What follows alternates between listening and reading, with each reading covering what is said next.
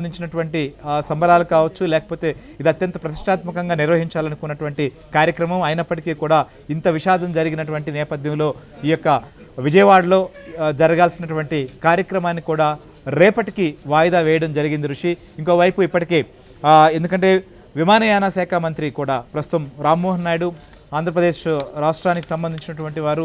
So కాబట్టి ఆయన కూడా హుటాహుటిన అక్కడికి వెళ్తున్నటువంటి నేపథ్యంలో ప్రస్తుతం దేశవ్యాప్తంగా కూడా ఈ యొక్క సంఘటనతో ఒక్కసారిగా ఉలిక్కిపడిందని చెప్పొచ్చు. మొత్తం కూడా ఎవరిని కదిలించినా కన్నీటి పర్యంతం అవుతున్నటువంటి పరిస్థితి. దాదాపు 13 మంది చిన్నారులు, 2 చిన్నారులు అయితే మాత్రం నెలలు పసికందులు 2 ఉన్నారు, మరో 11 మంది చిన్నారులు, మొత్తం 13 మంది వీరున్నారు. మిగిలినటువంటి వారందరూ కూడా పెద్దవారు.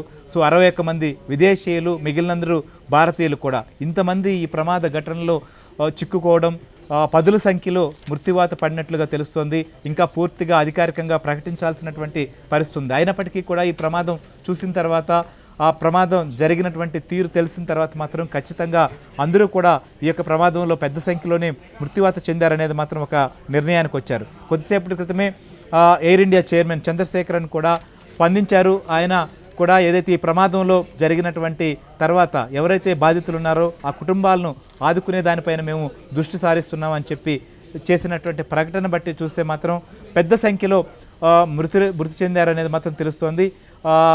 ఇప్పటి వరకు ఋషి మనకున్నటువంటి సమాచారం ప్రకారం 133 మంది చనిపోయినట్లుగా ఇప్పటి వరకు కూడా సమాచారం అందుతోంది. ఇంకా మిగిలినటువంటి వారి పరిస్థితి ఏంటి అనేది కూడా తెలియాల్సి ఉంది. కానీ ఇప్పటికే 133 మంది చనిపోయారనేది మాత్రం తెలుస్తోంది. నిజంగా ఈ సంఖ్య చెప్పాలన్నా కూడా బాధ కలుగుతోంది. అత్యంత విషాదకరమైనటువంటి ఘటన, గుండెలను మెలిపెడుతున్నటువంటి విషాదం ఇది. ఇలాంటి ఘటనకు సంబంధించినటువంటి పరిస్థితులతో ఏదైతే ప్రమాదం జరిగినటువంటి ప్రాంతం అంతా కూడా యావత్ భారతావని కూడా ఒక విషాద ఛాయలను అయితే నింపుకుంటున్న పరిస్థితులు మనకు కనిపిస్తున్నాయి. సో ఈ ఘటనతో ప్రభుత్వ అధికారిక కార్యక్రమాలు కూడా ఎక్కడికక్కడ రద్దు చేసుకుంటున్నారు. ప్రధాని నరేంద్ర మోదీతో పాటుగా కేంద్ర మంత్రులు కావచ్చు, వివిధ రాష్ట్రాలకు సంబంధించినటువంటి వారు కావచ్చు రియాక్ట్ అయ్యారు. ఇప్పటికే ఈ ప్రమాదానికి సంబంధించినటువంటి దానిపైన, ఈ విషాదం పైన కూడా రియాక్ట్ అయ్యారు.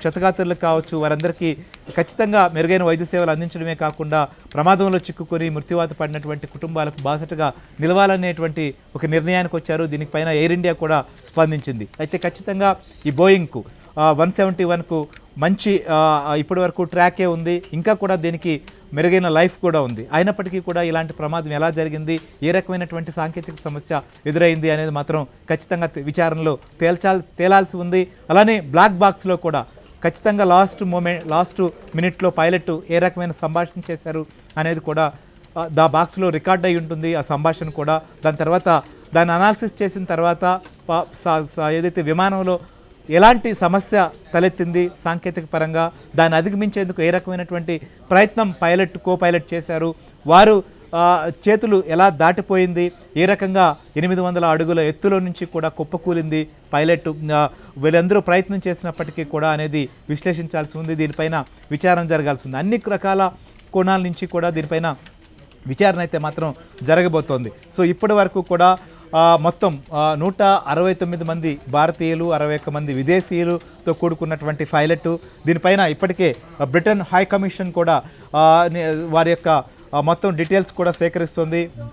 ఇప్పటికే సమాచారం భారత ప్రభుత్వం నుంచి కూడా అందించారు. జరిగినటువంటి తీరుపైన మొత్తం ఈ ప్రమాదంలో ఎంతమంది చిక్కుకున్నారు, ఎలాంటి పరిస్థితి ఉందనేది కూడా. సో మొత్తానికైతే మాత్రం ఋషి ఈ యొక్క ప్రమాదం చూసిన తర్వాత ఇదొక భారతదేశ చరిత్రలోనే, భారత పౌర విమానయాన రంగంలోనే ఒక అత్యంత విషాదకరమైన ఘటన, ఇంకోవైపు ఒక మచ్చగా మిగిలిపోయేటువంటి ఘటనగా మాత్రం ఖచ్చితంగా మారబోతోంది. సో మీరు అన్నట్లుగా బోయింగ్ సంబంధించినటువంటి దానిపైన ఇటీవల కాలంలో కూడా కొన్ని ఇష్యూస్ తలెత్తినప్పటికీ వాటిని రెక్టిఫై చేశాం, ఖచ్చితంగా అధిగమిస్తాం సమస్యను అని చెప్పిన తర్వాత కూడా ఈ ప్రమాదం జరగడం అయితే మాత్రం మొత్తం అందరినీ కలించి వేస్తోంది. విచారణ వైపు సాగుతోంది. నిజంగా కొంతమంది అయినా ఈ ప్రమాదం నుంచి హాస్టల్ భవనంలో ఆ సమయంలో ఉన్నటువంటి మెడికోలు ఎంతో సర్వీస్ అందించాల్సినటువంటి వారు కూడా చిక్కుకున్నారు. ఇంకోవైపు విజయ రూపాని చాలా